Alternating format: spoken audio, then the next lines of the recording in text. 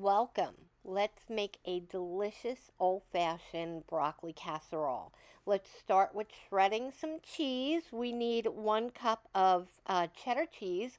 I'm using my new shredder that I absolutely love. As you know, we've sworn off of pre-bagged, pre-shredded cheese with all of the extra additives, cardboard, wood, whatever. We don't want it.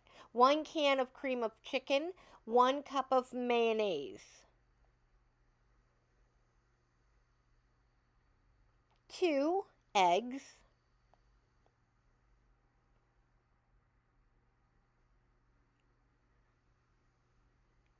2 tablespoons of minced onion, and then that 1 cup of cheddar cheese. Get that mixed really well together.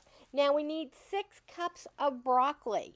You can either get a head of broccoli and parboil it or cook it fully. It depends on your desired doneness. I like my veggies nice and soft. If you want it a little crunchy, it's going to be baking, so parboil.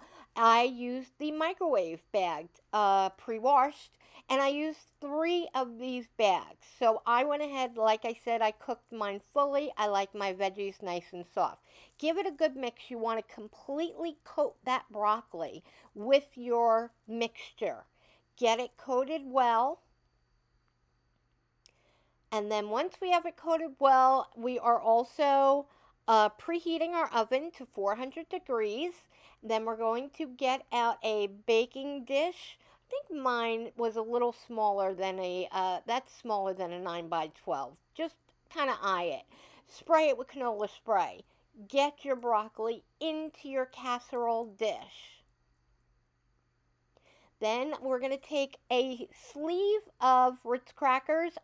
These are the smaller ones, so I use 2 sleeves. Do you crush yours right in the sleeve? That's what I do. Although I needed to give it a little bit of a better, I needed to crunch it some more. So go ahead and, oh, I put in, whoa, there was one that just flew away.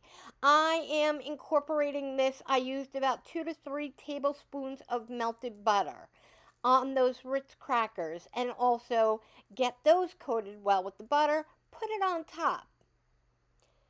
Now, as I put this in the oven, you're going to see some cheese on the top there. Do not do that. I'm not recommending that. I did it. I was feeling a little just excited by my shredded cheese, and I threw it on top, and it just kind of created way too hard of a top there.